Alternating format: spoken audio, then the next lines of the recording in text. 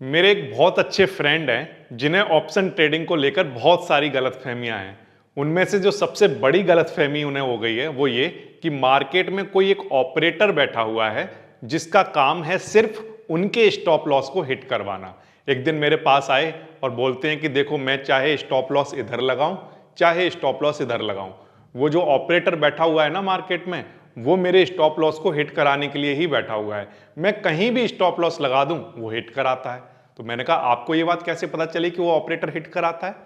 तो वो कहते हैं, मैंने यूट्यूब पर एक वीडियो देखा था, वहां पर वो बता रहे थे कि अगर आप मेरा कोर्स परचेज करोगे तो मैं आपको बताऊंगा कि ये ऑपरेटर आपके स्टॉप लॉस को हिट ना करे, इसके लिए क्या करना पड़ेगा। तो मैंने कहा, फिर आपने क्या किया? बोले, हमने उसका कोर्स परचेज कर लिया। मैं कहा, कितने रुपए का खरीदा? बोले, 2 लाख रुपए का। तो मैंने कहा, फिर तो आपको, चलो अब अच्छा हुआ कि अब आपको ऑपरेटर के बारे में सब कुछ पता चल गया। बोले, नहीं नहीं, जब से वो कोर्स लिया तब से 3 लाख का लॉस भी हो गया है। तो मैं कहा, आप एक बात बताओ, ये जो ऑपरेटर जिसे आप कह रहे हो और जो आप सोचते हो कि वो सिर्फ आपके स्टॉप लॉस को हिट कराने के लिए ही मार्केट में बैठा हुआ है, उससे कोई और काम नहीं है क्या? बोले, नहीं नहीं, उसको सिर्फ एक ही काम है, जैसे ही रिटेल ट्रेडर एंटर करता है उसके स्टॉप लॉस को हिट कराना। तो मैंने कहा, देखो, इसको थोड़ा समझने की कोशिश करते हैं। आपने 2 लाख रुपए खर्च किए ऑपरेटर के बारे में जानने के लिए। मैं अगले कुछ मिनटों में आपको फ्री में इसको समझाने की कोशिश करता हूं कि मार्केट में मार्केट मेकर किस तरह से काम करते हैं। इन्हीं सब की बातें करेंगे आज की क्लास में। तो चलिए शुरू करते हैं और समझने की कोशिश करते हैं कि मार्केट में मार्केट मेकर किस तरह से वर्क करते हैं। जब भी मार्केट मेकर के कॉन्सेप्ट की बात आती है तो सबसे जरूरी होता है कि एक टर्म को आप बहुत अच्छे से समझ लो। वो टर्म है मिडिल मैन। जो मिडिल मैन मार्केट में होता है उसका काम होता है जो डिमांड है उसको मैनेज करना। क्या मतलब है सर इस बात का? इस बात को थोड़ा समझने की कोशिश करते हैं। जैसे आपने अमेजोन के बारे में सुना है, या आप फ्लिपकार्ट के बारे में सुना है, या अदर और भी कई ऐसी सारी कंपनियां होंगी। ये जो कंपनियां हैं ये दरअसल क्या है, तो ये मार्केट में मिडिल मैन की तरह काम कर रही हैं। एक जो मिडिल मैन होता है वो क्या करता है, मार्केट में जो फिशरमैन है उससे फिश खरीदेगा, करेक्ट, और उसको ले जाकर रिटेल मार्केट में सेल कर देगा। जिस तरह से अमेजोन पर बुक सेलर जो होगा वो बुक्स को परचेज करेगा, बुक सेलर से बुक को परचेज करेगा अमेजोन, और ले जाकर किसी और को सेल करेगा, जो स्टूडेंट है उसको सेल कर देगा। या फिर वो किसी से फर्नीचर को परचेज करेगा और परचेज करके ले जाकर किसी ऑफिस मैनेजर को सेल करेगा। तो ये जो मिडिल मैन है उसका काम क्या है? तो आंसर है, यहां पर कुछ लोग सेल करने के लिए बैठे हुए हैं, उनसे सबसे ये बाय करे, इसका ये काम है। और यहां पर कुछ लोग बाय करने के लिए बैठे हुए हैं, उनको ये सारी चीजें सेल करे, ये इसका काम है। तो मार्केट में जितने भी लोग सेल करना चाहते हैं उन सबकी इच्छाओं को फुलफिल कौन करेगा? मिडिलमैन करेगा। मार्केट में जो लोग बाय करना चाहते हैं उन सबको भी उनको भी कौन फुलफिल करेगा? तो आंसर है, मिडिलमैन ही करेगा। तो यानी कि अगर मार्केट में सप्लाई आ रही हो उसको भी ये मैनेज करेगा, डिमांड आ रही हो उसको भी ये मैनेज करेगा। तो हर चीज को मैनेज करने का काम, डिमांड को, सप्लाई को मैनेज करने का काम कौन करता है?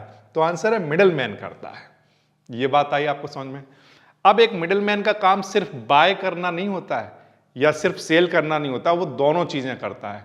वो डिमांड को, कई बार जब डिमांड बढ़ती है तो उसको सप्लाई भी फुल करनी है, ठीक है। अगर डिमांड घट रही है तो उसको सप्लाई को कम भी करना है, उसे हर चीज को मैनेज करके चलना है। तो अगर हम किसी भी इंडस्ट्री के बारे में सोचें तो मिडिलमैन का रोल होता है मार्केट को चला कर रखना।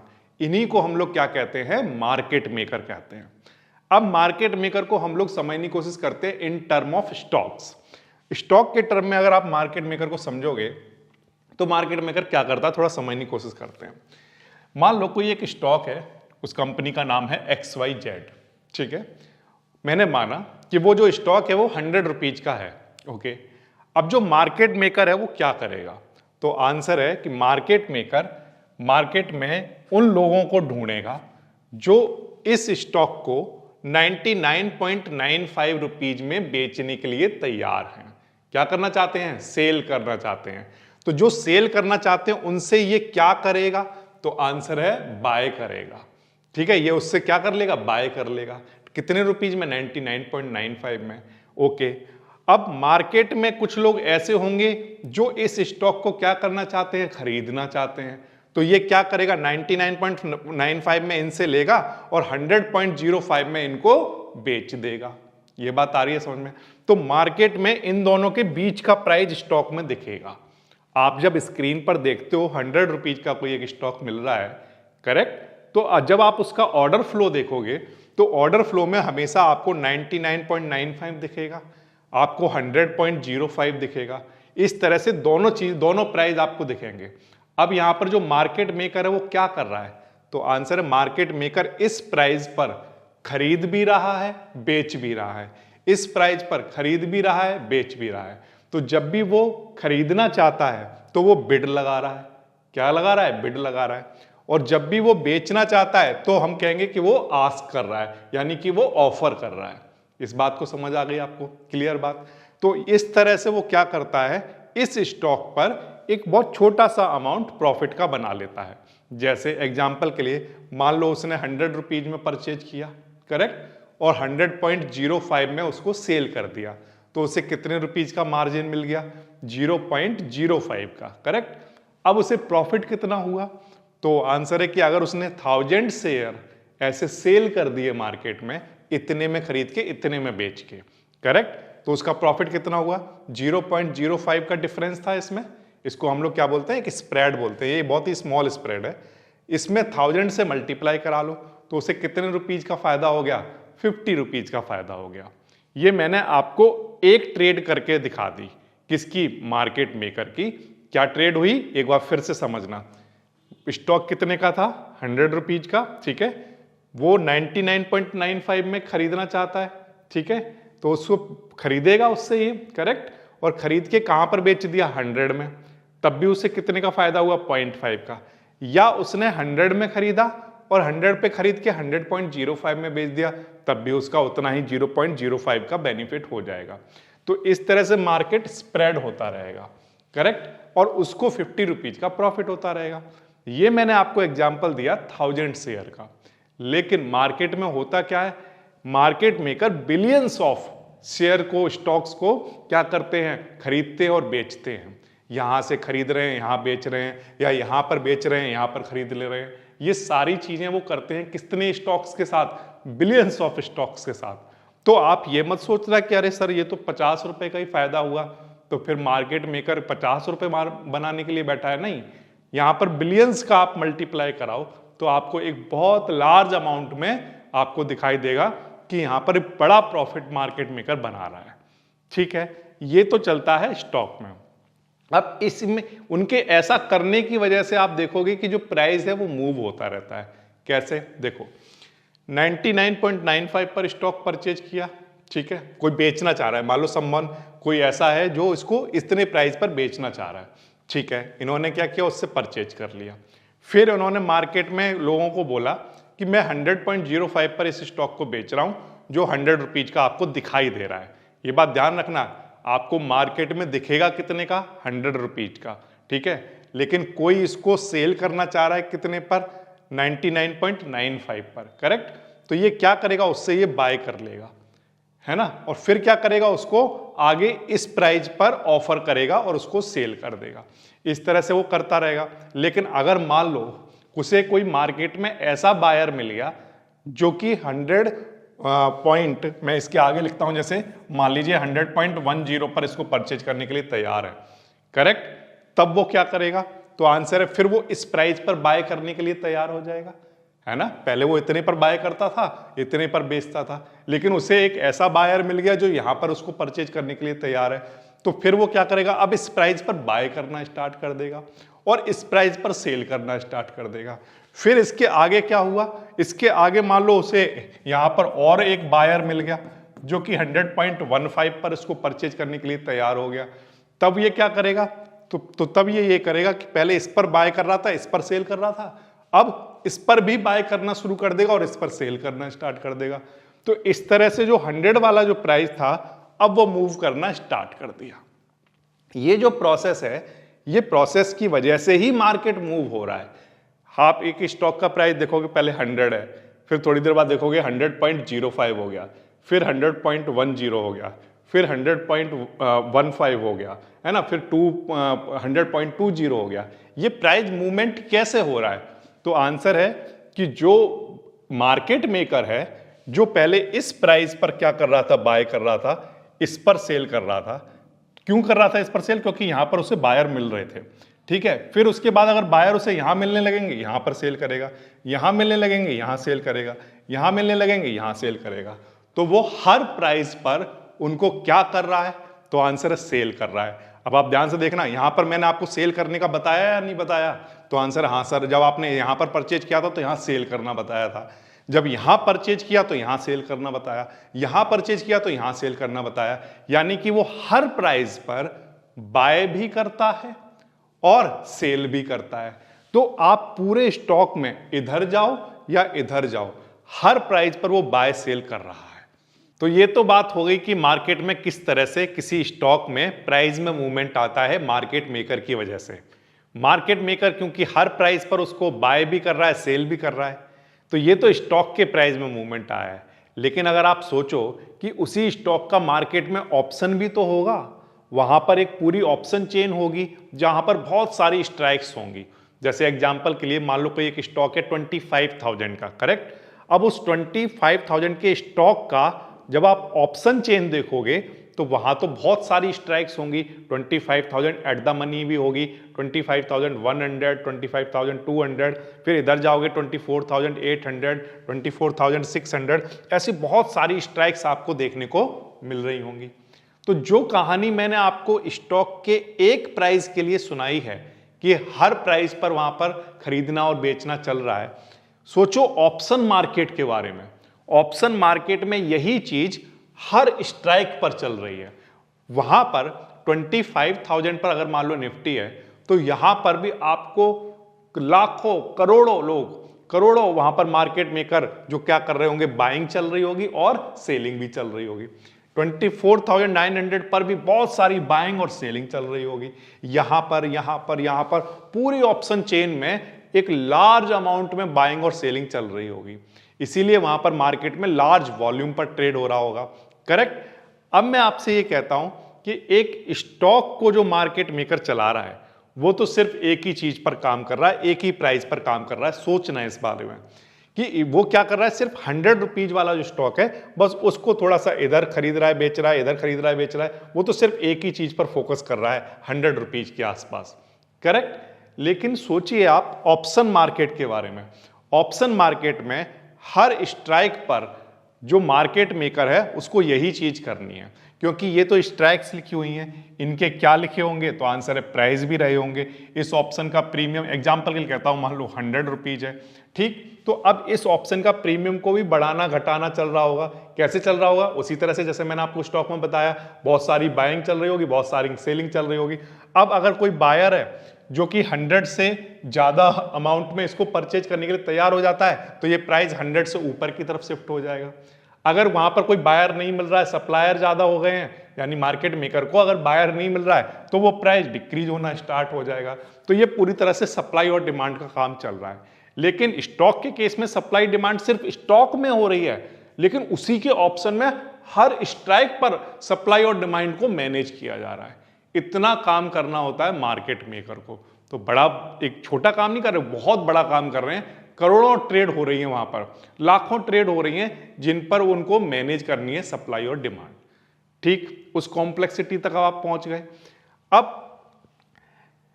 अब वो क्या करेगा? तो आंसर है कि अगर मान लो जो 100 रुपीज वाला स्टॉक था, करेक्ट, उसका प्राइस 100.10 पर पहुंच गया, यहां पर ध्यान रखना 10 पर पहुंच गया, 100 से ऐसे बढ़ते बढ़ते उधर की साइड बढ़ गया, तो जो उसकी पूरी ऑप्शन चेन होगी उसका जो प्राइस है उसको ऑप्शन जो मार्केट मेकर हैं उनको भी उसी के अकॉर्डिंग बदलना पड़ेगा। जैसे एग्जांपल के लिए मैं कहता हूं कि मान लो कोई एक स्टॉक है जो 25,000 रुपीज का है, करेक्ट। अब वहां पर मार्केट मेकर बैठे होंगे अलग, जो कि उस स्टॉक में खरीदना बेचना कर रहे होंगे, करेक्ट। उनके खरीदने बेचने की वजह से प्राइस में कुछ मूवमेंट आ गया, तो ये हमारा अंडरलाइंग हो गया जिसमें मूवमेंट आ गया। और एग्जांपल के लिए कहता हूं कि 25,100 की तरफ मूव कर गया, करेक्ट। अब होगा क्या? तो आंसर है कि इसकी जो ऑप्शन चेन है उनके भी प्राइस अब इस डायरेक्शन में बढ़ने चाहिए। तो अब ये सारे प्राइस जो होंगे वो सारे के सारे प्राइस को अब ये क्या करेंगे मार्केट मेकर, इमीडिएट कुछ ही सेकंड्स के अंदर हर वक्त वो क्या कर रहे होंगे, इनको रीप्राइस कर रहे होंगे। अगर मार्केट इधर की तरफ बढ़ रहा है तो यानी 100 रुपीज वाला जो प्रीमियम है वो बढ़ना स्टार्ट हो जाएगा, इसको बढ़ाना पड़ेगा उन्हें, करेक्ट। और अगर मार्केट इधर की तरफ जाना स्टार्ट हो जाएगा, तो कॉल ऑप्शन की बात कर रहा हूं, तो उस केस में इस प्राइस को उन्हें इमीडिएटली कम करना पड़ेगा। तो ये सारा बहुत पिको सेकंड्स के अंदर ये सारा काम चल रहा है, इतना सब कुछ मार्केट के अंदर हो रहा है। तो मैं अपने फ्रेंड से ये पूछना चाहता हूं कि वो ये रिप्राइजिंग करने में बिजी हैं जो मार्केट मेकर, उनको इस बात की टेंशन है कि कोई गणेश शर्मा आ रहा है, अच्छा लाओ, अच्छा उसने यहां स्टॉप लॉस लगाया, चलो आज इसको हिट कराते हैं। नो, उनको इस बात से कोई लेना देना नहीं है कि आप मार्केट में कहां स्टॉप लॉस लगा रहे हो और कहां नहीं लगा रहे हो, उनको कोई फर्क नहीं पड़ता। उनका काम क्या है, उनका काम है मार्केट को मैनेज करना। लेकिन रिटेल ट्रेडर के साथ प्रॉब्लम कहां आती है, प्रॉब्लम तब आती है कि जब दो लोग आपस में फाइट कर रहे हैं। वो दो लोग कौन हैं, ये भी मार्केट मेकर हैं, ये भी मार्केट मेकर हैं। वो इस प्राइस पर बाय भी कर रहा है, सेल भी कर रहा है, बाय भी कर रहा है, सेल भी कर रहा है। तो ये मार्केट मेकर आपस में काम कर रहे हैं। लेकिन रिटेल ट्रेडर क्या होता है, वो उनकी फाइट के बीच में एंटर कर जाता है, वो अपना कुछ पैसा लेकर, अमाउंट लेकर इसके अंदर एंटर कर जाता है, करेक्ट। तो अब होता क्या है, अब आप इमेजिन करो एक बॉक्सिंग रिंग के बारे में जिसमें दो लोग हैं जो आपस में फाइट कर रहे हैं, करेक्ट। अब ये जो दोनों बॉक्सर हैं ये काफी बड़ा अमाउंट, काफी ट्रेनिंग लेकर बैठे हुए हैं। आप ऐसे अमाउंट की जगह ट्रेनिंग लेकर बैठो, इनकी ट्रेनिंग बहुत बढ़िया है, ये जानते हैं कि एक दूसरे के साथ किस तरह से प्ले करना है। लेकिन बीच में आ जाता है एक रिटेल ट्रेडर, वो क्या करता है, वो उसको सेल करने की भी कोशिश करता है, बाय करने की भी कोशिश करता है। तो अब होता क्या है, उसको इधर से भी पंच मिल रहा है, इधर से भी पंच मिल रहा है। तो वो मार्केट मेकर उसको दोनों तरफ से पिट रहा है। वो अब इधर से भी पिटाई हो रही है उसकी, इधर से भी पिटाई हो रही है, क्योंकि रिटेल ट्रेडर बीच में घुस रहा है उनकी फाइट के बीच में, करेक्ट। इतनी बात आ रही समझ में। तो फिर रिटेल ट्रेडर को करना क्या चाहिए, तो मैं कहता हूं रिटेल ट्रेडर का काम यह होता है, जो एक छोटा ट्रेडर है वो हमेशा उस साइड रहे जिस साइड में जो फाइटर है जो जीत रहा है। मतलब मान लो हमारे पास दो फाइटर हैं, एक है ए और एक है बी। अगर ए का पलड़ा भारी हो रहा है, अगर ए के पॉइंट ज्यादा है, ये ज्यादा हैवी हो रहा है, तो हमारा रिटेल ट्रेडर काम है इसकी साइड खड़ा होना, करेक्ट। लेकिन अगर बी वाला अगर जीतने लग जाए तो रिटेल ट्रेडर का काम है इसके साथ खड़े होना। लेकिन अगर आप इन दोनों के बीच में घुसने की कोशिश करोगे तो आप इधर से भी पिटाई होगी आपकी और इधर से भी पिटाई होगी। तो मेनली जो 90-95% रिटेल ट्रेडर लॉस कर रहे हैं वो एक्चुअल में क्यों कर रहे हैं, क्यों, क्योंकि वो मार्केट के बीच में जाकर एंटर कर रहे हैं। वो क्या कर रहे हैं, उनको पता नहीं है कि अभी बाय की साइड में रहना है कि सेल की साइड में रहना है, करेक्ट। अब हो क्या रहा है, ये बाय है, बाय मान लो जो फाइटर ए है उसका नाम है बाय, और मान लो फाइटर बी है उसका नाम है सेल। अब जो रिटेल ट्रेडर है उसको ना तो ये पता है कि अभी बाय करूं, बाय की साइड में रहूं या सेल की साइड में रहूं, तो वो बीच में आ जाता है। अब बीच में आने पर क्या होता है, दोनों तरफ से पिटाई होती है उसको। तो हमें रिटेल ट्रेडर को यह समझना पड़ेगा कि कब बाय करें और कब सेल करें, यह इंपॉर्टेंट चीज है। या आप अगर कर सकते हो तो उस फाइट से थोड़ा सा दूर खड़े होकर देखो, और दूर खड़े होकर ही आप सपोर्ट करो, चाहे तो बायर को सपोर्ट करो चाहे तो सेलर वालों को सपोर्ट करो। हैं तो दोनों मार्केट मेकर, आप केवल उन्हें सपोर्ट कर सकते हो। सपोर्ट करने का मतलब उनकी साइड रह सकते हो, आप उनकी फाइट के बीच में नहीं आ सकते हो। और रिटेल ट्रेडर की मेन प्रॉब्लम यह है कि वो यहां पर हर जगह एंट्री ले रहा है और वो कुछ और चल रहा है मार्केट में, वो कुछ प्राइसिंग रिप्राइज करने में लगे हुए हैं मार्केट को, यहां पर ये बीच में एंट्री लेकर कुछ और करने की कोशिश कर रहे हैं। और एक और बड़ी गलती जो मार्केट में रिटेल ट्रेडर कर रहे हैं वो ये कि वो बड़े लॉट के साथ प्ले करना स्टार्ट कर देते हैं। अब एक तो इनकी फाइट के बीच में एंटर कर रहे हैं और ऊपर से बड़े लॉट लेकर जा रहे हैं, तो उनका लॉस भी बड़ा हो रहा है। तो रिटेल ट्रेडर का सबसे पहला काम तो ये है कि वो जब मार्केट में नए नए आए हैं तो वो एक बहुत ही स्मॉल लॉट के साथ एंट्री करें, जिससे कि अगर लॉस भी हो तो उनका कम हो। नंबर एक चीज। नंबर दो ये कि उनको ये देखना आना चाहिए कि आज मार्केट में ट्रेड कौन सी सही रहेगी जिसको सेलेक्ट किया जाए और मार्केट में लॉस ना हो। सही ट्रेड का मतलब ये है कि सही फाइटर की साइड में जाना। ए की साइड, अगर ए जीत रहा हो तो ए की साइड में जाना, और बी जीत रहा हो तो बी की साइड में जाना। इस बात को ध्यान रखना, क्योंकि अगर आप तो अपना रिस्क मैनेज कर नहीं रहे हो, लेकिन ध्यान रखना जो मार्केट मेकर हैं क्या उनको रिस्क नहीं होता है? उनको रिस्क होता है, बट वो अपने रिस्क को मैनेज करके रखते हैं। मैं आपको कुछ एग्जांपल देता हूं कि मार्केट मेकर को रिस्क कब होता है और वो किस तरह से उसको मैनेज करते हैं। थोड़ा समझने की कोशिश करो। जैसे मान लो एग्जाम्पल के लिए किसी दिन 100 रुपीज का कोई स्टॉक है, ठीक है, और मॉर्निंग के टाइम में मार्केट मेकर उसको परचेज कर रहा था 99.95 पर, बाय भी कर रहा था, सेल भी कर रहा था, और यहाँ पर 10 बजे तक यही चलता रहा। प्राइस जो है वो इसी के आसपास घूम रहा था। ओके, अब मान लो मार्केट में अचानक से वोलाटिलिटी बढ़ गई।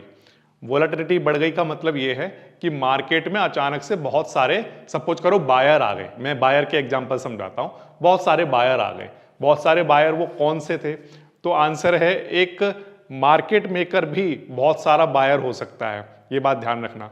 बहुत सारे रिटेलर भी मार्केट में बायर हो सकते हैं, लेकिन इन जनरली बड़े प्राइस मूवमेंट में जो रोल होता है वो इंस्टीट्यूशन, बिग प्लेयर और मार्केट मेकर का ही होता है। रिटेल ट्रेडर का जो अमाउंट है वो बहुत छोटा है, इसलिए वो बड़े मूव मार्केट में नहीं ला सकता, क्योंकि उसके लिए बड़ा अमाउंट चाहिए। तो मैं एग्जांपल के लिए कहता हूं कि किसी भी वजह से मार्केट में बायर आ गए, वो चाहे कोई भी हो, तो उससे मार्केट में मान लो मूव आ गया बड़ा।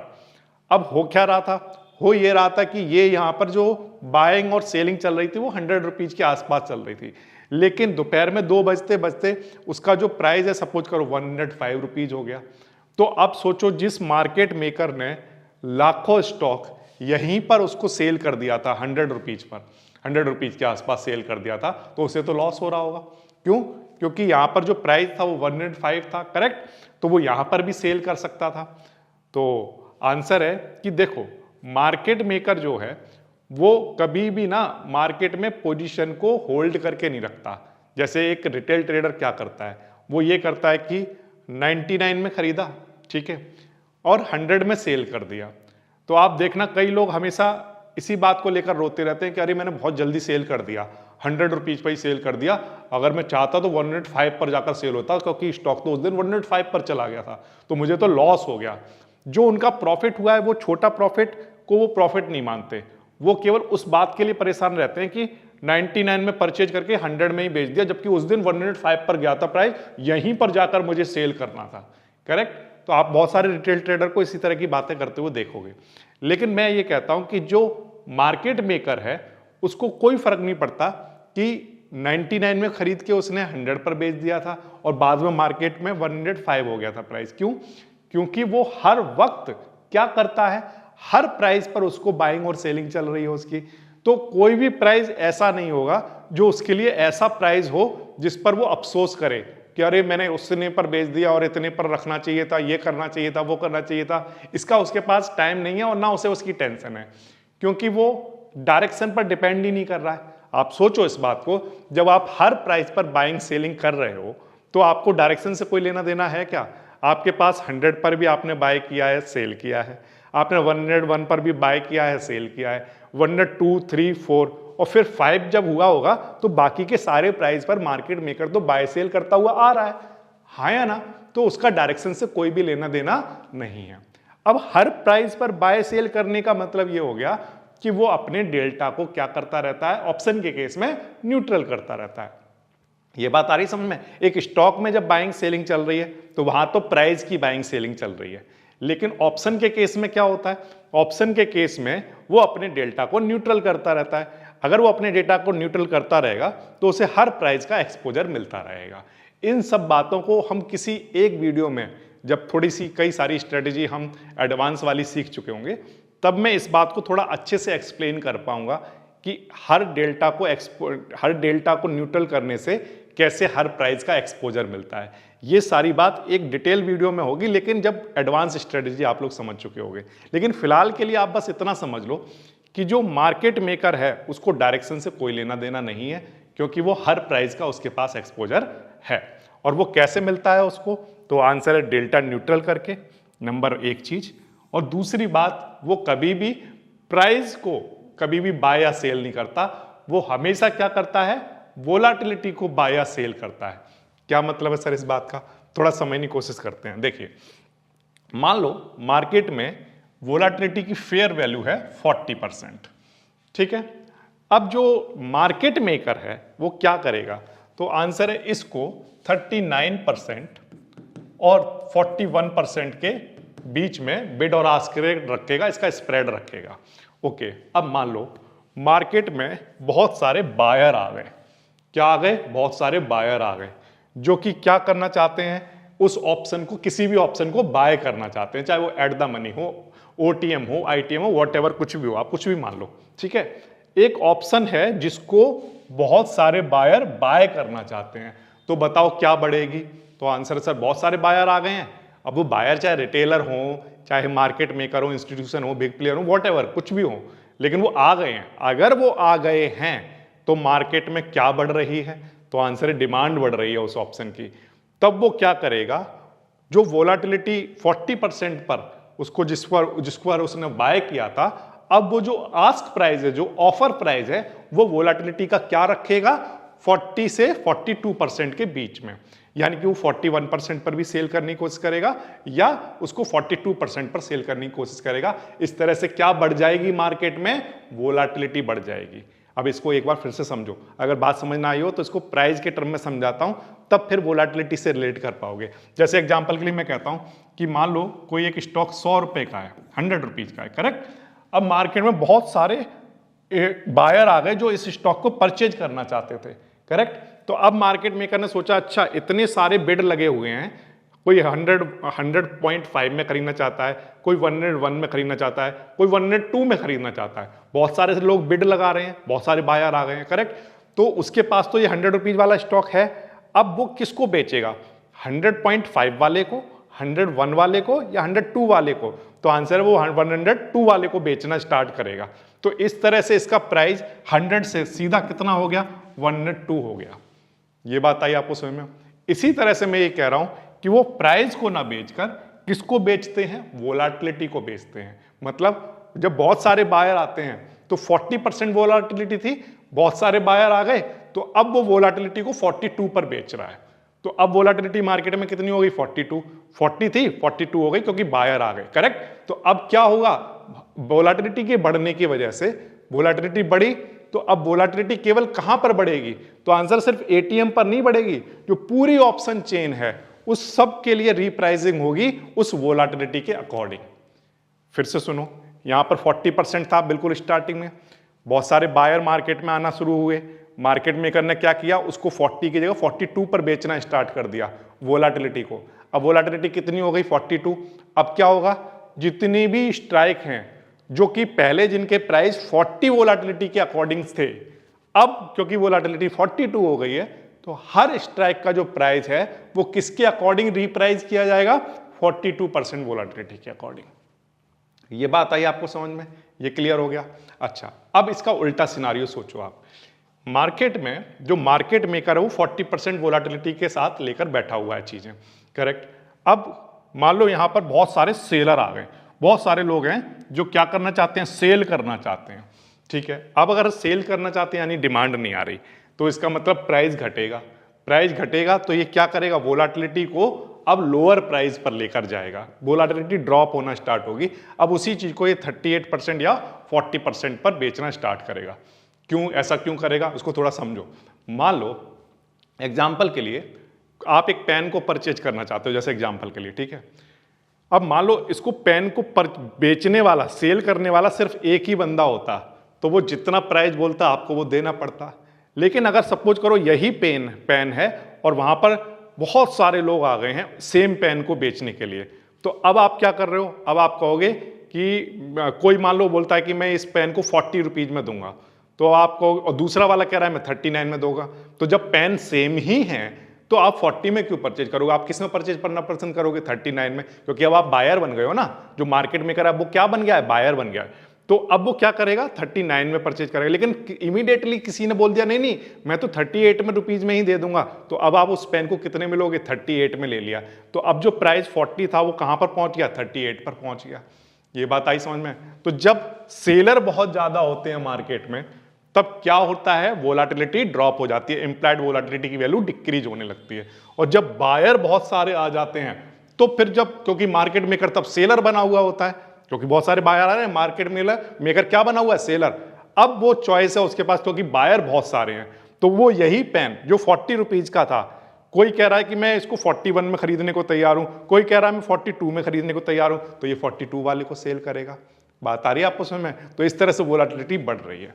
तो मार्केट मेकर दोनों तरह के रोल निभा रहा है, कभी तो वो सेलर बन जा रहा है, कभी वो बायर बन जा रहा है। जब वो बायर बनता है तो वोलेटिलिटी को ड्रॉप कराता है, और जब वो सेलर बन रहा है तो वो क्या हो रहा है, वोलेटिलिटी को राइज करा रहा है। इतनी बात आगे समझ में? तो वो बेसिकली वोलेटिलिटी को ट्रेड कर रहा है, ना कि प्राइस को ट्रेड कर रहा है। अब एक लास्ट एग्जांपल मैं आपको देता हूं मार्केट मेकर का। आप मार्केट मेकर को एक शॉप की तरह मान के चलो, वोलेटिलिटी की दुकान है उसके पास, एक शॉप है, ठीक है। वो एक शॉप ऐसी शॉप है जिसमें आप कुछ भी लेकर आइए उसको वो बाय करेगा, कुछ भी, करेक्ट। आप कुछ भी लेकर आइए उसको, आप कुछ भी खरीदने जाइए तो वो उसको सेल भी करेगा। एक ऐसी शॉप के बारे में इमेजिन करिए जिसमें आप कुछ भी बाय करना चाहते हैं सब मिलेगा, आप कुछ भी सेल करना चाहते हैं सब खरीद लेगा। ऐसी वो शॉप है, ठीक है। अब वो शॉप में उस करता क्या है, वो ये देखता है कि मेरी दुकान में, मेरी शॉप में जब बहुत सारे बायर एंटर कर रहे हैं तो वो अपनी दुकान में जो चीजें हैं उनकी कीमतें बढ़ा देता है, करेक्ट। और अगर उसे लगता है कि बहुत सारे लोग बेचने आ रहे हैं तो वो कहता है कि नहीं नहीं, मैं इसको, अब बहुत सारे लोग सेल कर रहे हो, बहुत सारी चीजें सेल कर रहे हो, अब तो मैं इसे सस्ते में खरीदूंगा। तो वो उस टाइम उनके प्राइस को क्या कर देता है, डिक्रीज कर देता है। तो आप इसको हमेशा, मार्केट मेकर को हमेशा एक शॉप की तरह देखा करो, एक ऐसा शॉपकीपर जो वोलेटिलिटी को सेल कर रहा है, वोलेटिलिटी को बाय कर रहा है, ठीक है। ये बात आगे समझ में? और वो हमेशा अपने रिस्क को मैनेज करके रखता है with the help of dynamic hedging. Dynamic hedging क्या मतलब हो गया कि वो अपने डेल्टा को न्यूट्रल करता रहता है। जैसे एग्जांपल के लिए मान लो कोई एक पेन है, कोई मान लो मार्केट, उसकी शॉप में कोई आया और ये पेन को उसको 41 रुपीज में बेच के चला गया, उसने खरीद लिया, कोई दिक्कत नहीं। अब लेकिन उसे लगा कि नहीं नहीं, ये तो महंगा है, 41 में था और मैंने इसको 40 रुपीज में, मुझे 40 रुपीज में इसको खरीदना चाहिए था, मुझे तो कोई 41 में बेच के चला गया। मार्केट मेकर को मान लो ऐसा लगा, तो फिर जैसे ही अगला बायर आएगा वो उसको 42 में बेच देगा। तो वो उस बायर को प्राइस कितना बताएगा, 42 का बताएगा। तो वो हमेशा क्या करेगा, अपना न्यूट्रल कर लेगा। अगर कभी भी उसका प्राइस उसको लगता है कि उसने ज्यादा में परचेज कर लिया, उसे न्यूट्रल करेगा, जीरो पर लेकर आएगा, फिर नया ट्रेड इनिशिएट करेगा। अगर कभी उससे लगता है कि मैंने उसे कम में सेल कर दिया है तो उसे ज्यादा में सेल करेगा। वो अपनी पोजीशन को न्यूट्रल करके रखेगा, अपने रिस्क को हमेशा मैनेज करके रखेगा। जब भी रिस्क आएगा तब, अदरवाइज तो वो जनरली वो प्रॉफिट में ही रहेगा। तो वो तो पूरा प्रॉपर रिस्क मैनेज करके रख रहा है। लेकिन रिटेल ट्रेडर अपना रिस्क मैनेज कितना कर रहा है, वो सिर्फ एक स्टॉप लॉस के बारे में बात कर रहा है, जिसको उसे पता भी नहीं है कि उसने सही जगह लगाया भी है या नहीं। ओके, चलो ठीक है सर, आपकी बात हमने मान ली कि सब कुछ मार्केट मेकर के कंट्रोल में है, चलो आपकी बात मान ली। लेकिन सवाल यह है कि सर जो रिटेल ट्रेडर है वो अब करे क्या? तो आंसर है कि रिटेल ट्रेडर का काम है कि वो ये जानने की कोशिश करे कि मार्केट मेकर किधर जाने की कोशिश कर रहा है, मार्केट मेकर प्राइस को किधर ले जाने की कोशिश कर रहा है। वो सर कैसे पता करें? तो आंसर है, उसके लिए आपको जो हेल्प करेगी वो है ऑप्शन चेन। ऑप्शन चेन में एक वेरी इंपॉर्टेंट वाला डेटा होता है जिसका नाम है मैक्स पेन, ठीक है। मैक्स पेन होता क्या है उसको थोड़ा पहले समझने की कोशिश करो। Max pain is the price level at which the largest number of option buyer lose and the most money at expire and therefore the option seller make most of the money। अब एक बात को थोड़ा सा ध्यान से समझने की कोशिश करना, जो मार्केट में जो सेलर होते हैं, ठीक है, मार्केट मेकर ही होते हैं वो, जो मार्केट में ऑप्शन सेलर होते हैं जो लार्ज अमाउंट में सेल कर रहे हैं, वो दरअसल कौन लोग होते हैं? तो आंसर वही मार्केट मेकर हैं, बड़े बिग प्लेयर हैं या इंस्टीट्यूशन है। क्यों ऐसा सर आप किस बात से कह रहे हो, ऐसा क्यों कह रहे हो कि वो बड़े प्लेयर ही हैं ऑप्शन सेलर? तो आपको ये बात तो पता होगी कि जो ऑप्शन सेलिंग में जो अमाउंट रिक्वायर्ड होता है वो लार्ज अमाउंट रिक्वायर्ड होता है। अब मान लो मेरे जैसा कोई बंदा वो मार्केट में कुछ 50,000 1 लाख रुपए लेकर चला गया, तो वहां से सेलिंग तो कर नहीं सकता। और मैं कहता हूं चलो मान लो मैं 5-6 लाख रुपए लेकर भी चला गया, तो वहां पर 1 या 2 लॉट सेल कर दूंगा। तो मैं मार्केट की रिक्वायरमेंट को तो फुलफिल कर नहीं दूंगा, क्योंकि 1-2 लॉट थोड़ा वहां पर चाहिए नहीं, लोगों को तो लाखों करोड़ों लॉट चाहिए। तो उसके लिए क्या चाहिए होगा, एक बड़ा अमाउंट चाहिए होगा। कितना बड़ा? तो आंसर है इतना बड़ा कि लाखों ऑप्शन जो बाय करना चाह रहा है उनको लाखों ऑप्शन सेल किए जा सकें, मिलियंस ऑफ ऑप्शन सेल किए जा सकें। तो सोचो एक ऑप्शन को सेल करने में अगर 1 लाख रुपीज चाहिए तो मिलियंस को सेल करने में कितना रुपया चाहिए होगा, बहुत बड़ा अमाउंट चाहिए होगा। इसलिए मैं कह रहा हूं कि इन जनरली मोस्ट ऑफ टाइम आप देखोगे कि जो सेलर होते हैं वो बिग प्लेयर होते हैं या इंस्टीट्यूशन या मार्केट मेकर होते हैं, क्योंकि उनके पास ज्यादा कैपिटल होता है, तो वही मार्केट को मैनेज कर पाएंगे। आप 4-5 लाख रुपए लेकर जाओगे तो उससे मार्केट मैनेज नहीं होगा, क्योंकि मार्केट मेकर को तो हर चीज करनी है। उसका लॉस हो रहा होगा तब भी वो क्या करेगा, उसको ले लेगा। ये बात ध्यान रखना। मान लो आपको किसी ट्रेड में प्रॉफिट हुआ, रिटेल ट्रेडर को प्रॉफिट हुआ, तो यानी किसी का तो लॉस हुआ होगा, ठीक ना। अब वो किसी का लॉस हुआ, किसका हुआ, मान लो मार्केट मेकर का हुआ, तो वो तो उस प्राइस पर भी परचेज कर लेगा। क्यों? क्योंकि उसे पता है कि मैं इसी चीज को कहीं और बेच दूंगा, अभी मार्केट में बहुत ज्यादा स्प्रेड है और वो आसानी से ऐसा कर पाएगा। लेकिन रिटेल ट्रेडर जो है वो छोटे अमाउंट से ऐसा नहीं कर पाएगा कि मार्केट को मूव करा दे, मार्केट को मैनेज कर ले। इसीलिए मैंने यहां पर ये लिख दिया है कि जो ऑप्शन सेलर होते हैं वो बिग प्लेयर होते हैं, ठीक है। इतनी बात तो आ गई समझ में। अब सवाल है कि जो बिग प्लेयर हैं या इंस्टीट्यूशन है या जो मार्केट मेकर हैं वो चाहते क्या हैं। तो आंसर, मार्केट मेकर ऑप्शन वाले की बात कर रहा हूं मैं, अब स्टॉक की नहीं। ऑप्शन जो की जो दुनिया है उसमें जो मार्केट मेकर है वो हमेशा ये चाहता है कि जो ऑप्शन का प्राइस है जो वो एक ही जगह पर घूमता रहे, उसी जगह पर स्टेबल रहे, ना बहुत ज्यादा इधर मूव करे ना बहुत ज्यादा इधर मूव करे। क्योंकि वो सेलर है तो वो चाहता है कि सारे जो ऑप्शन हैं वो वर्थलेस एक्सपायर हो जाएं, इधर वाले भी सारे वर्थलेस एक्सपायर हो जाएं, इधर वाले भी सारे वर्थलेस एक्सपायर हो जाएं, उनकी सबकी टाइम वैल्यू 0 हो जाए, तभी उसको प्रॉफिट होगा। ये बात क्लियर है आपको, हमने पिछली क्लासों में डिस्कस भी किया है इसको। लेकिन जो ऑप्शन बायर है वो क्या चाहता है, वो ये चाहता है कि मार्केट में बड़े मूव आए। जो कॉल ऑप्शन वाला है वो चाहता है कि इधर की तरफ बहुत बड़ा मूव आ जाए, या जो पुट ऑप्शन बाय करके बैठा है वो चाहता है इधर की तरफ बड़ा मूव आए, जबकि सेलर कह रहा है कि नहीं नहीं यहीं पर रुका रहे मार्केट। तो अब आप मुझे एक बात बताओ, आप मान लो एक ऑप्शन बायर हो और मान लो मैं एक ऑप्शन सेलर हूं, करेक्ट। तो अब आप बताओ कि मार्केट यहां रहे, यहीं पर रहे, ये आप डिसाइड कर सकते हो या मार्केट मेकर डिसाइड कर सकता है, या मैं कहूं सेलर डिसाइड कर सकता है। तो आंसर है सर देखो, सेलर के पास तो बहुत ज्यादा कैपिटल है, तो वो मार्केट को अगर बायर इधर ले जाने की कोशिश भी करेगा तो जब चाहे सेलर या मार्केट मेकर वो उसको खींचकर एक पॉइंट पर ला सकता है वापस, जिससे कि एक्सपायरी वाले दिन बाकी सब कुछ क्या हो जाए, वर्थलेस एक्सपायर हो जाए। तो ऐसा कौन कर सकता है, तो आंसर मार्केट मेकर कर सकता है, सेलर कर सकता है। ये बात आ रही है समझ में। तो होता यही है ऑप्शन ट्रेडिंग की दुनिया में, क्या होता है, बायर जो होते हैं वो मार्केट को ऊपर ले जाने की कोशिश कर रहा है या इस साइड में ले जाने की कोशिश कर रहा है, बहुत सारा पैसा लगा रहा है, रिटेल ट्रेडर भी उसमें इंक्लूड है, बहुत सारा पैसा लगाकर मार्केट को इधर ले जाने की कोशिश कर रहा है। लेकिन जो सेलर है, जो मार्केट मेकर है, वो क्या करेगा, एक्सपायरी वाला दिन जब आएगा तो वो सारा जो मूवमेंट वो लेकर आया था उसको एक पॉइंट पर लाने की कोशिश करेगा। क्यों? जिससे कि ये सारे ऑप्शंस क्या हो जाएं, वर्थलेस एक्सपायर हो जाएं और से प्रॉफिट हो जाए। अब वो जिस पॉइंट पर लाने की कोशिश कर रहा है उस पॉइंट पर सारे बायर को लॉस होगा और सारे सेलर को क्या होगा, उसमें प्रॉफिट होना स्टार्ट होगा। तो ये जो पॉइंट है जहां पर वो मार्केट को एक्सपायरी वाले दिन लाने की कोशिश करते हैं सारे सेलर मार्केट मेकर, उस पॉइंट का नाम क्या होता है, मैक्स पेन। मैक्स पेन वो जगह होती है जहां पर सारे बायर हारेंगे और सारे सेलर जीतने की कोशिश करेंगे। ये बात आ रही है आपको समझ में। अब सवाल है कि मैक्स पेन जो है वो उसकी कैलकुलेशन कैसे की जाती है। तो आंसर है कि मैक्स पेन की कैलकुलेशन वैसे तो हमें करने की जरूरत नहीं है, क्योंकि वो हमें ऑप्शन चेन में डायरेक्टली वैल्यू दिखा देता है कि मैक्स पेन कहां पर है। मैक्स पेन क्लियर हो गया ना आपको, जहां पर एक्सपायरी का दिन जब पास आएगा तब मार्केट एक्सपायरी से पहले चाहे इधर गया हो चाहे इधर गया हो, करेक्ट। लेकिन जो मार्केट मेकर है वो उसे एक पॉइंट पर लाने की कोशिश करेगा। अब वो पॉइंट कौन सा होगा, उसे कैलकुलेट कैसे करेंगे, इसको थोड़ा सा अगर हम समझ लें तो आपको ये फील आ जाएगी कि एक्चुअल में मार्केट में चल क्या रहा होगा। ठीक है, तो चलो जी थोड़ा समझने की कोशिश करते हैं। तो अगर आपको मान लो मैक्स पेन कैलकुलेट करना है तो आपको कैलकुलेट करना होगा कि सबसे ज्यादा लॉस कौन सी स्ट्राइक पर होगा। वो कैसे कैलकुलेट करेंगे, उसके लिए आपको एक फॉर्मूला यूज करना होगा।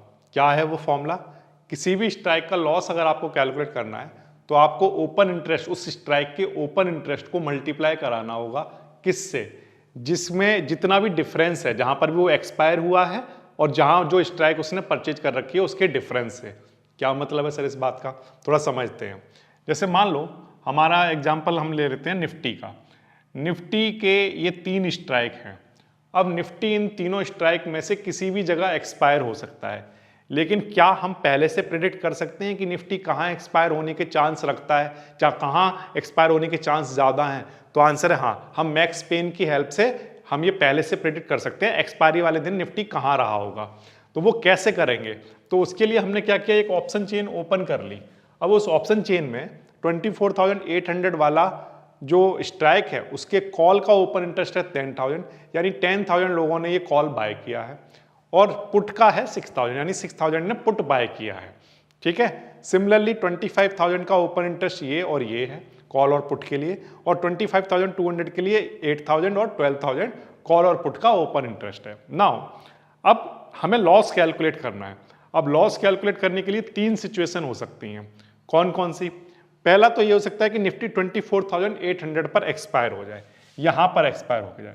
अगर मान लो निफ्टी यहां पर एक्सपायर हुआ तो आपको सिर्फ ये देखना है कि किस किस का लॉस होगा, आपको ये नहीं देखना है कि किसका कितना प्रॉफिट होगा, सिर्फ ये देखो लॉस किस किस का होगा।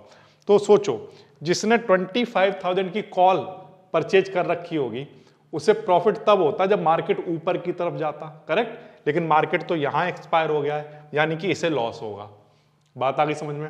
और 25,200 पर जिसने परचेज किया था और एक्सपायरी वाले दिन अगर मार्केट यहां पर है तो उससे तो नीचे है, इससे नीचे है, इसको प्रॉफिट तो तब होता ना जब ये ऊपर जाता, लेकिन ऊपर ना जाकर ये तो नीचे है एक्सपायरी वाले दिन, तो यानी कि इसको भी लॉस होगा, करेक्ट। तो कॉल वाले को लॉस तब होगा जब एक्सपायरी वाली जो स्ट्राइक है वो उससे नीचे होगी, करेक्ट। अब पुट वाले के बारे में सोचो, पुट वाले को लॉस कब होगा? तो आंसर है जब भी कोई पुट परचेज करता है तो उसे लॉस तब होता है जब जो उसकी स्ट्राइक है जहां पर उसने परचेज किया है उससे ऊपर ऑप्शन एक्सपायर हो जाए, करेक्ट। तो अब यहां पर 24,800 पर अगर मान लो निफ्टी एक्सपायर हो जाता है तो इसको लॉस होगा, करेक्ट। या यहां पर बल्कि मुझे लिख देना चाहिए जो कॉल ऑप्शन वाला है इतने लोगों को ये लॉस होगा, 25,000 वालों को लॉस होगा, 25,200 वालों को भी लॉस होगा। अब मैं आपसे पूछता हूं कि पुट वालों के बारे में बताओ आप, कि पुट वालों के बारे में किस किस को लॉस होगा? तो आंसर है यहां पर अगर एक्सपायर हुआ है तो इससे ऊपर वाली जितनी भी स्ट्राइक जिन्होंने पुट परचेज की होंगी उनको तो प्रॉफिट हो रहा होगा। 25,200 जिसने पुट बेची होगी और मार्केट यहां एक्सपायर हो रहा है तो इसको भी प्रॉफिट हुआ होगा, इसको भी प्रॉफिट हुआ होगा, तो इनमें से किसी को भी लॉस नहीं हुआ, ठीक। अच्छा, तो अब सवाल है कि इतने लोगों को लॉस हुआ, तो अब इतने लोगों को जो लॉस हो रहा है वो कितना टोटल लॉस बनेगा, कितने नंबर ऑफ लॉस बनेंगे? तो उसको निकालने के लिए आपको क्या करना है, आपको 25,000 वाला में से इसको माइनस करा दो। ये कितनी दूर है इससे? तो आंसर 200 दूर है, तो 200 का मल्टीप्लाई करा दो 14,000 से, ठीक है। तो ये बन गया open interest multiply by the difference between these two strike. एक वो स्ट्राइक जहां पर उसने परचेज किया है और एक वो स्ट्राइक जहां पर वो एक्सपायर हुआ है, इनके बीच का जो डिफरेंस है वो मल्टीप्लाई करा दिया जाएगा इसके ओपन इंटरेस्ट से, ठीक है। अब इसका लॉस कैसे निकालेंगे? यहां पर जो लोग हैं उनका लॉस कैसे निकालोगे? तो आंसर है कि देखो यहां पर ये स्ट्राइक इससे कितनी दूर है, तो आंसर 400 दूर है, तो 400 मल्टीप्लाई बाय क्या, 8,000, जो भी ओपन इंटरेस्ट है वो यहां पर मल्टीप्लाई करा लो। अब जब आप इसको सॉल्व करोगे तो आपका आंसर आ गया 60 लाख, तो यहां पर 60 लाख का लॉस होगा, करेक्ट। नाउ अब इसके बाद नेक्स्ट मान लो हो सकता है कि निफ्टी यहां पर एक्सपायर हो जाए, कहां पर, 25,000 पर। अब सोचो अगर निफ्टी 25,000 पर एक्सपायर हुई तो कॉल ऑप्शन में किस किस को लॉस होगा और किस किस को प्रॉफिट होगा? तो आंसर है हमेशा लॉस, कॉल में लॉस तभी होता है जब वहां से नीचे एक्सपायर होता है ना। जो स्ट्राइक पर हमने परचेज किया उससे नीचे अगर निफ्टी एक्सपायर होगी तो वहीं पर लॉस होगा। तो यहां पर अगर यहां एक्सपायर हो रही है तो लॉस सिर्फ इसको होगा क्योंकि इसके नीचे एक्सपायर हुआ है, ठीक है। तो इसका लॉस होने वाला है ये। अच्छा, पुट ऑप्शन में क्या होगा? पुट ऑप्शन के केस में हमेशा लॉस तब होता है जब जहां हमने परचेज किया था उससे ऊपर एक्सपायर हो जाए। तो अब इनमें से पुट ऑप्शन में जो लॉस होगा वो किसको होगा? तो आंसर इसके ऊपर एक्सपायर हो गया ना, तो ये वाले जो जितने भी पुट वाले होंगे इनका क्या हो जाएगा, लॉस हो जाएगा, करेक्ट। तो यहां पर भी लॉस देखने को मिल रहा है। अब ये लॉस कैलकुलेट करो कि एक्चुअल में मैक्स लॉट जो लॉस है वो है कितना। तो कैसे करोगे? देखो इस वाले का लॉस कैसे कैलकुलेट करोगे? तो आंसर है ये जितना दूर है, कितना दूर है, या मैं कहूँ इन दोनों में डिफरेंस कितना है, तो आंसर है 200 का। और इनका जो ओपन इंटरेस्ट है वो कितना है 8000, तो क्या लिखोगे 8000 इंटू 200, ठीक है। फिर इसकी बात करो, ये जो पुट ऑप्शन वाले हैं इनका ये कितनी दूर है इससे, तो आंसर 200 दूर है, और इनका ओपन इंटरेस्ट कितना था 6000, तो 200 इंटू 6000 करा दो, ये यहाँ पर पुट ऑप्शन वालों का लॉस हो रहा होगा। तो इस तरह से टोटल कितनी जगह पर लॉस होगा, या मैं कहूँ कितना लॉस होने के चांस होंगे, तो आंसर 28 लाख इतना लॉस होगा। ओके, अब इसके बाद नेक्स्ट सिनारियो में क्या बनेगा, हमने माना कि निफ्टी यहाँ पर एक्सपायर हुआ, करेक्ट। अगर निफ्टी यहाँ एक्सपायर हुआ तो जिन लोगों ने एक्सपायरी से पहले जहां जहां खरीदा था कॉल ऑप्शन और पुट ऑप्शन, उनमें किसको प्रॉफिट और किसको लॉस हो रहा होगा, तो आंसर है कि जिसने ये परचेज किया था डे 1 और एक्सपायर हो गया यहां पर कॉल वाला, तो इसको तो क्या होगा, तो आंसर है प्रॉफिट होगा, क्योंकि इसके ऊपर एक्सपायर हुआ है। जिसने ये डे 1 परचेज किया था और एक्सपायर हुआ यहां पर, तो इसको भी क्या होगा, प्रॉफिट होगा, इसको भी कोई लॉस नहीं होगा। तो ये सारे के सारे जो कॉल वाले हैं वो तो किसमें होंगे, प्रॉफिट में होंगे इसमें, ठीक है। इतनी बात आ गई समझ में। अब सवाल है कि जो पुट ऑप्शन वाले हैं उनके बारे में सोचो आप। तो अगर मान लो निफ्टी 25,200 पर एक्सपायर हुआ, तो पुट ऑप्शन में तो प्रॉफिट तब होता जब वो जहां पर परचेज किया उससे नीचे एक्सपायर होता। लेकिन सोचो किसी ने ये पुट खरीदी होती 25,000 की, है ना, और एक्सपायर हुआ यहां पर, तो इसको क्या होगा, तो आंसर है लॉस होगा। क्या होगा यहां पर, लॉस, ये पुट वाले को लॉस होगा। और जिसने ये पुट खरीदी होगी डे 1 लेकिन एक्सपायर हुआ यहां पर, तो पुट को परचेज करने पर प्रॉफिट तो तब होता जब इससे नीचे एक्सपायर होता, लेकिन ये तो ऊपर एक्सपायर हो गया है, तो यानी कि इसके वाले ये जितने भी पुट हैं उन सबको भी क्या होगा, लॉस होगा, करेक्ट। अब इनके लॉस कैलकुलेट कैसे करोगे, तो आंसर है ये देखो कि ये स्ट्राइक इससे कितनी दूर है, तो आंसर 400 दूर है, करेक्ट। अब 400 का मल्टीप्लाई इसके ओपन इंटरेस्ट से करा दो ये। फिर आप इस वाले का लॉस देखो कि ये कितनी दूर है, 200 दूर है, तो 200 दूर है, फिर इसके ओपन इंटरेस्ट का यहाँ मल्टीप्लाई करा दो, ये आ गया। नाउ अब जब आपने इसको कैलकुलेट किया तो ये आया 64 लाख। तो अब इन तीनों स्ट्राइक में जो मैक्सिमम लॉस हैं वो हमने कैलकुलेट कर लिए, 60, 28 और 64 लाख। अब आप ध्यान से देखो कि सबसे बड़ा लॉस जो ये बायर हैं उनका सबसे बड़ा लॉस कहाँ पर होगा, तो सबसे बड़ा लॉस हो रहा है 64 लाख का। और ये 64 लाख का लॉस कब हो रहा है, जब निफ्टी कहाँ पर एक्सपायर हो रही है, 25,200 पर।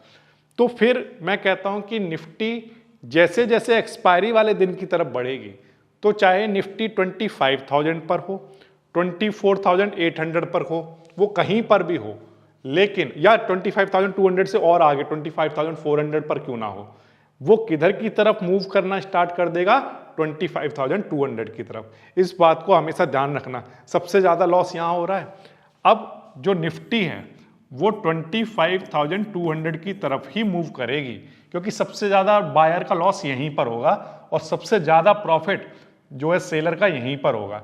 तो चाहे निफ्टी एक्सपायरी से पहले 25,000 पर हो, करेक्ट, चाहे वो 25,400 पर हो, चाहे वो मैं कहता हूं 24,800 की तरफ हो, करेक्ट, या मैं कहता हूं 25,600 की तरफ हो, कहीं पर भी हो। लेकिन जैसे जैसे एक्सपायरी पास आएगी, ये जो मार्केट मेकर हैं इसको यहां पर लाने की कोशिश करेंगे, ठीक है, यहां पर लाने की कोशिश करेंगे।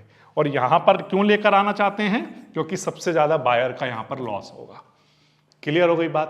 तो मैं कहता हूं कि एक्सपायरी वाले दिन निफ्टी कहां होगा इसको आप प्रिडिक्ट कर सकते हो, लेकिन ये 100% गारंटी नहीं है इस बात की कि नहीं नहीं ऐसा होगा ही। लेकिन 100% नहीं है तो कितने परसेंट है, तो मैं कहता हूं कोई भी चीज 100 में से 90% भी अगर होती हो, इन जनरल अगर ऐसा होता हो, तो हम उसको कह सकते हैं कि हाँ ये जनरली होता ही है। अगर 10 टाइम नहीं हो रहा है तो वो बहुत सारे रीजन हो सकते हैं, कोई एक बड़ा ऑर्डर आ जाए, बड़ा मालूम मार्केट मेकर ही कोई एक बड़ा ऑर्डर वहां पर मार्केट में दे देते हैं, तो एकदम से वोलाटिलिटी बढ़ जाती है, बड़े मूव आ जाते हैं, तो हो सकता है मार्केट एक साइड शिफ्ट हो जाए।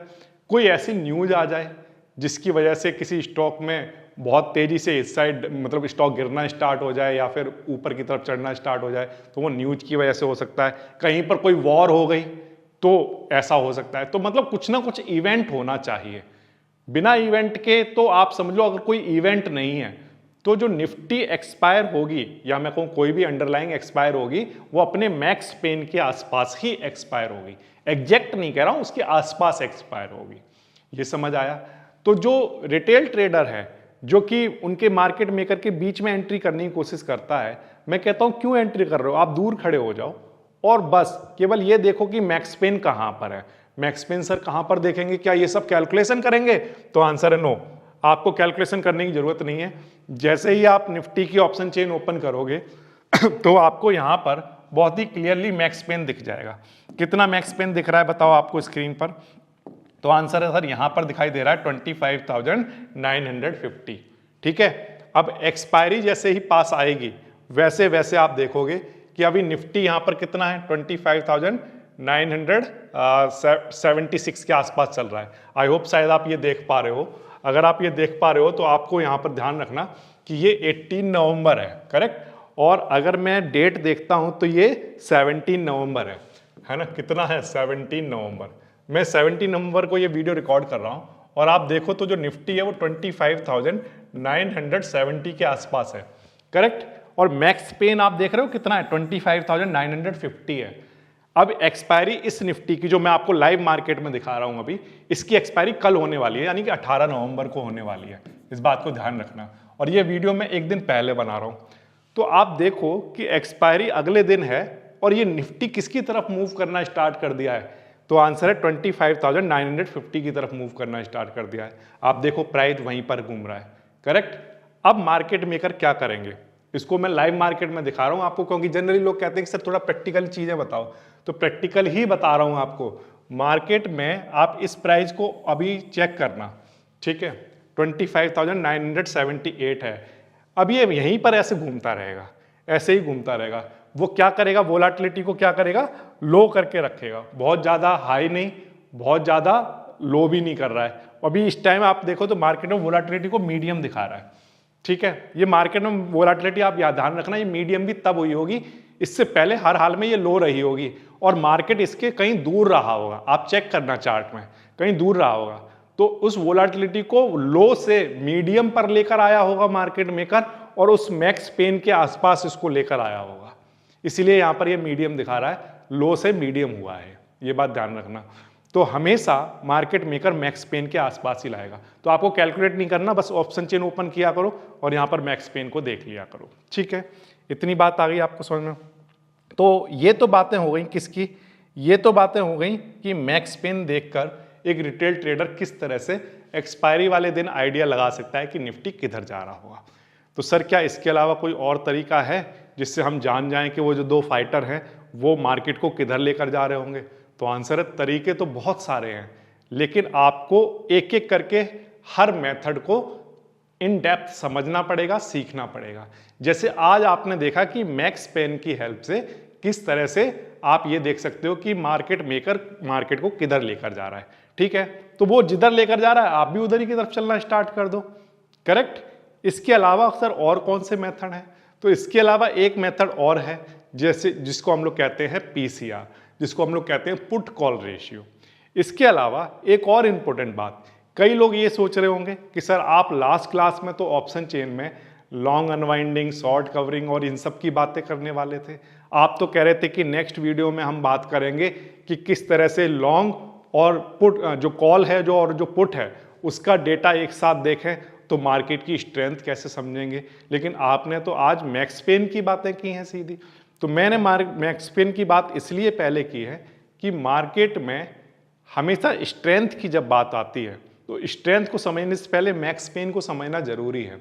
मार्केट की स्ट्रेंथ को हम लोग डिटेल में समझने की कोशिश करेंगे नेक्स्ट क्लास में, और हम ये भी समझेंगे कि एक कॉल और पुट का डेटा जब एक साथ देखा जाता है तो उससे बहुत ही क्लियरिटी मिलती है कि जो मार्केट मेकर है वो किधर की तरफ जाने की कोशिश कर रहा है, और बहुत सारा कैलकुलेशन ना करना पड़े तो किस तरह से सिर्फ पीसीआर के नंबर को यूज करके बड़े आसानी से आप यहां पर देखो, आप पीसीआर आपको दिख रहा होगा, ये जो पीसीआर जो आपको लिखा हुआ दिख रहा है 1.02, इस नंबर की हेल्प से बड़े आसानी से पता कर सकते हो कि मार्केट मेकर अभी मार्केट में क्या कर रहा है। लेकिन ये सारी बातें होंगी कहाँ, नेक्स्ट क्लास के अंदर। आई होप मेरे फ्रेंड को ये बात समझ में आ गई हो कि मार्केट मेकर आपके स्टॉप लॉस को नहीं देख रहा है, उसके पास इतना टाइम ही नहीं है कि वो आपके स्टॉप लॉस को हिट कराने का ही सिर्फ काम करे। वो तो एक जर्नी कर रहा है, वो तो एक प्रोसेस में है। उस प्रोसेस में आप बीच में आते हो तो आपके स्टॉप लॉस हर जगह हिट होंगे। ये जरूरी नहीं है कि आप यहीं पर करो। एक तो ये चीज हो गया। दूसरा एक और इंपॉर्टेंट बात, मार्केट में जब रिटेल ट्रेडर जाता है तो अपना स्टॉप लॉस लगाता है on the basis of support and resistance, और वो सपोर्ट और रेजिस्टेंस जो है वो रिटेल ट्रेडर का अलग होता है, मार्केट मेकर का अलग होता है। तो नेक्स्ट क्लास के अंदर हम ये भी डिटेल में जानने की कोशिश करेंगे कि मार्केट मेकर का सपोर्ट और रेजिस्टेंस कहाँ होता है, जबकि रिटेल ट्रेडर जो कि स्टॉप लॉस लगा रहा है रिटेल ट्रेडर को जो ऑप्शन चेन दिखाई जा रही है उसके बेसिस पर। तो हम दोनों को बिल्कुल डिफ्रेंशिएट करने की कोशिश करेंगे और समझेंगे कि मल्टी स्ट्राइक जो ओपन इंटरेस्ट होता है वो क्या होता है।